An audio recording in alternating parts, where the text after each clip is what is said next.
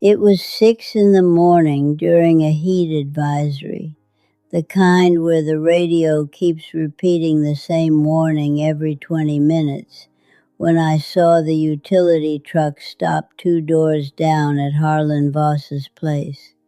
I was already up watering the tomatoes before the sun got serious, and I watched a man in a reflective vest walk up Harlan's porch, clip something to the meter box, and walk back to his truck without knocking. Harlan is 81, lives alone since his wife passed, and by 7 that morning his house had no power running to it at all. Not on a day the weather service was calling dangerous for anyone over 65.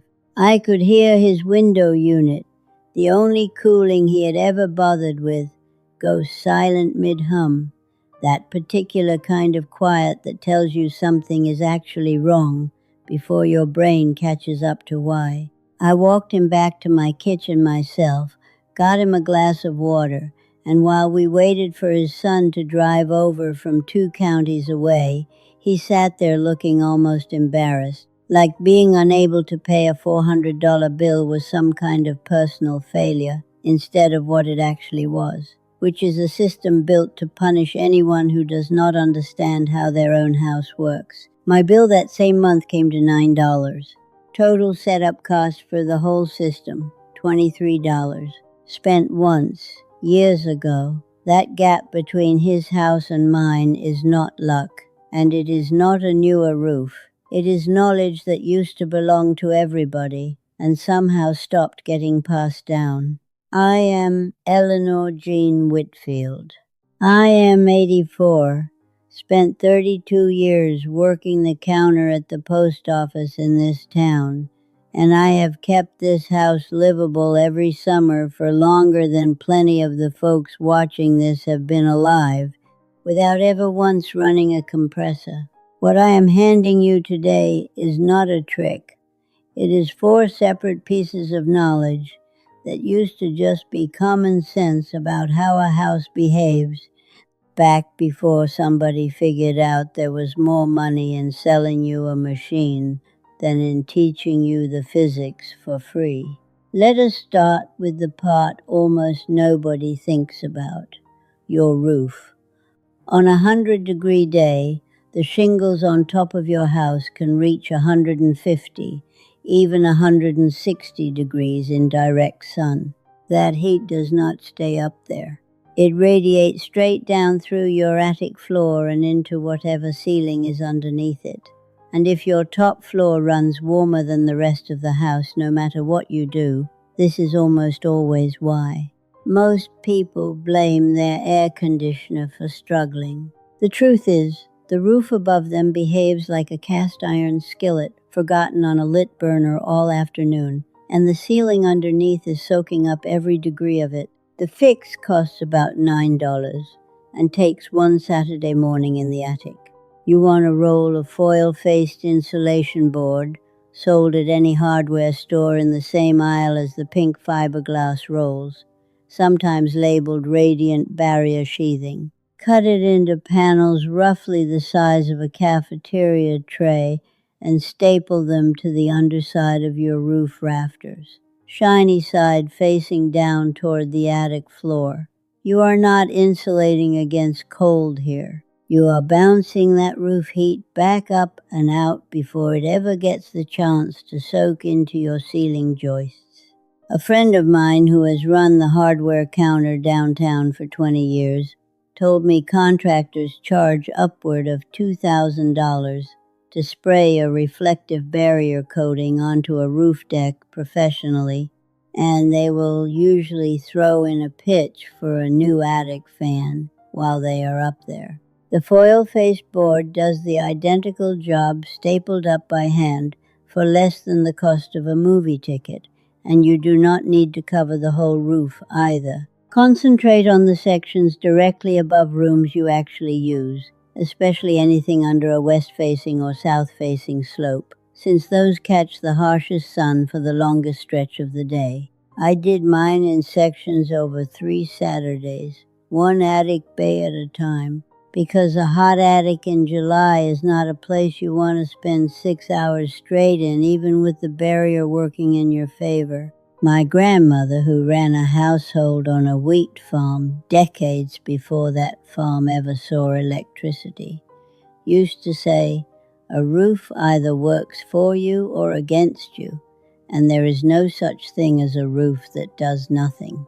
She meant that a bare, dark roof left alone will always be pulling heat down into your house, so you had better be doing something to stop it, because doing nothing is itself a decision with a cost attached. The second piece has to do with how air actually moves through a house, and it is not the same as just opening a window at night, though that helps too.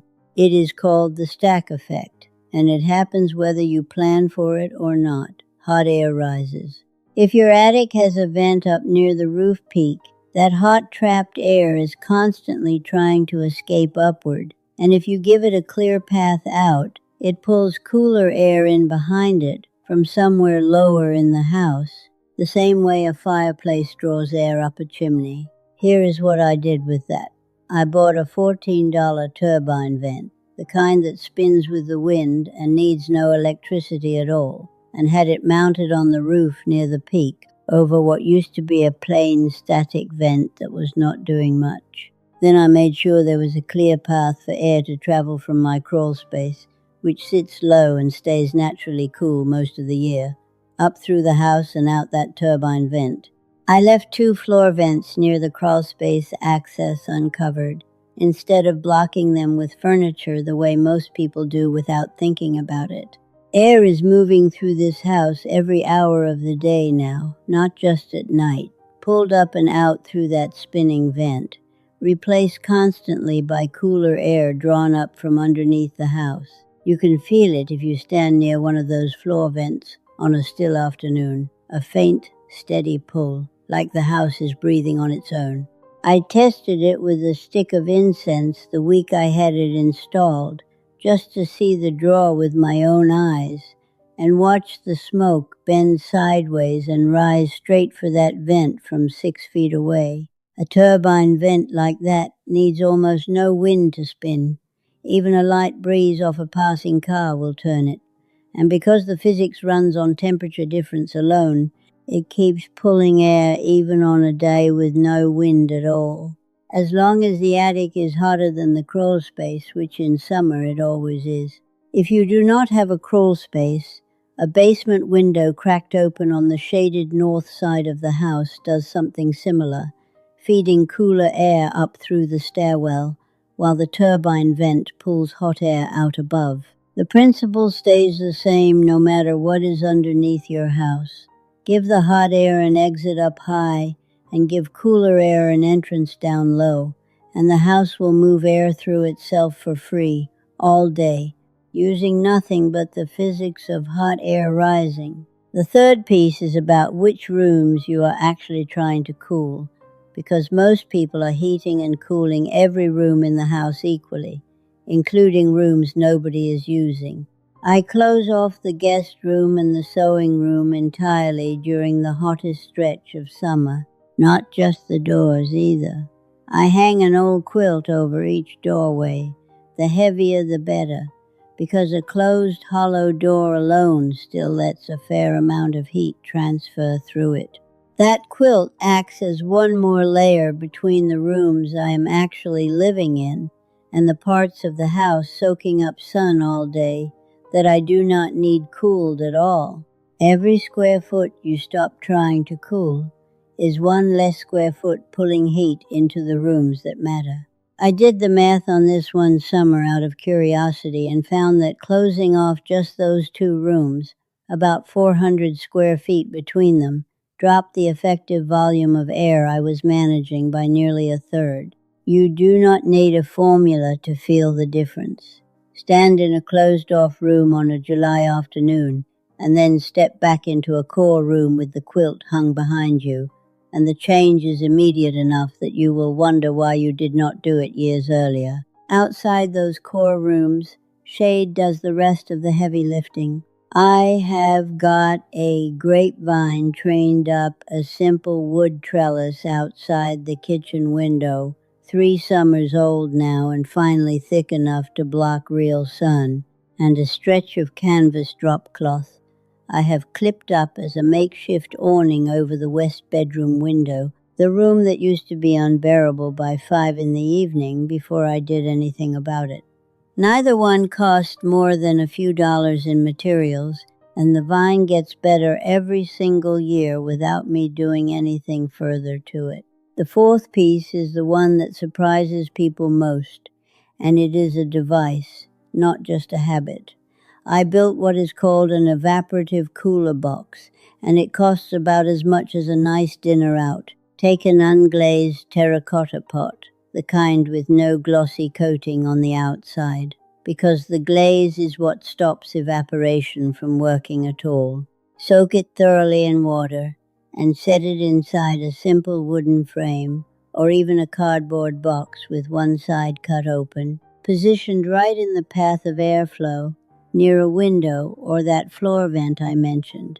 Unglazed clay is porous. Water migrates through the clay walls by capillary action and evaporates steadily off the outside surface, and that evaporation draws heat out of whatever air moves across it, the identical mechanism your own skin uses when you perspire.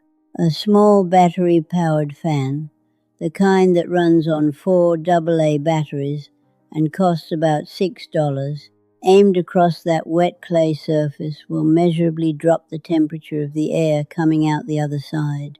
I keep a $5 humidity and temperature gauge from the hardware store sitting right next to mine, and on a dry afternoon I can watch the reading drop 6 to 9 degrees on the downwind side of that box compared to the room air just a foot away. The pot needs re-soaking about every day and a half in real heat, faster if the fan's running constantly, and I have learned to set it in a shallow dish so it can pull water up from the bottom as well as staying wet on top. A cracked or chipped pot will not hold together long once it is saturated day after day, so I keep 2 on hand and rotate them, which cost me all of $4 extra for the spare. Here's the part I want to be straight with you about, because I am not going to let you spend money on something that will not work where you live. That evaporative box depends entirely on dry air. If your humidity regularly sits above 60%, which is common anywhere near the coast or through much of the southeast, the air is already too saturated to pull much more moisture out of that clay, and you will barely feel a difference. In that kind of climate, your real gains come from the roof barrier, the stack ventilation, and the zone closing, which all work regardless of humidity because none of them depend on evaporation at all. Save your money on the clay pot and put the effort into sealing off unused rooms instead. And if anyone in your household has a heart condition, breathing difficulties, or takes medication affecting how their body regulates temperature, please involve a doctor before changing how you manage heat in your home. What happened to Harlan that morning is a reminder that heat is not a minor inconvenience for everyone. For some people, especially those living alone, it is genuinely dangerous, and no dollar amount of savings is worth someone's health. I do not want you walking away thinking any of this means suffering through summer to prove a point. My evenings in August still involve a full dinner on the stove, company at the table, and nobody reaching for their keys early because the house has gotten unbearable. The whole point is that your house was never designed to need a machine running constantly to be livable.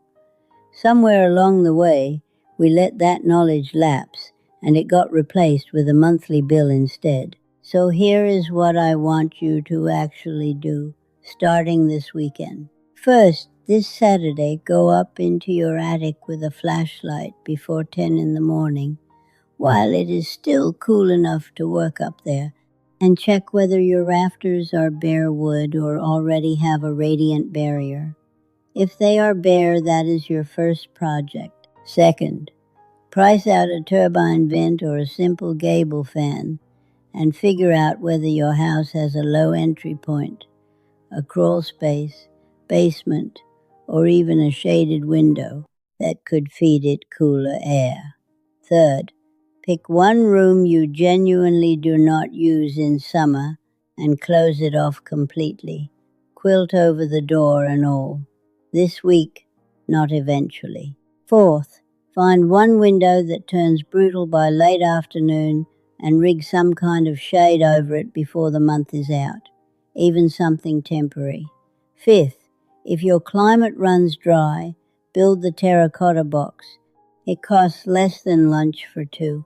Sixth, and this one matters more than any of the others, check on anyone in your life who lives alone, especially anyone older, during the next heat advisory your area gets.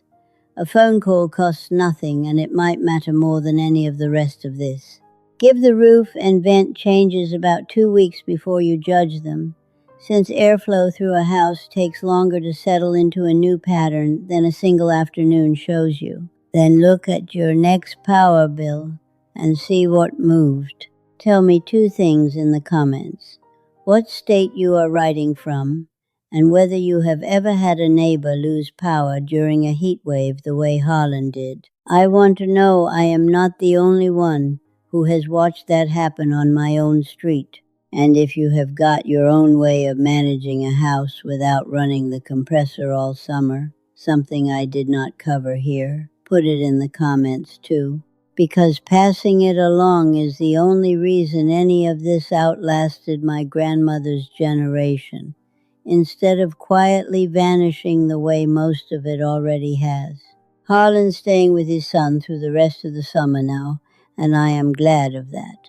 But it should not have taken losing power on a 104-degree day for anybody to check on him. The next video walks through how my root cellar stays cold enough through August to hold food without a refrigerator running at all, and the real reason most people abandoned that setup, which had nothing to do with it failing to work. Your grandmother already knew every bit of this. Now so do you, and maybe check on your own neighbor before you go do anything else today.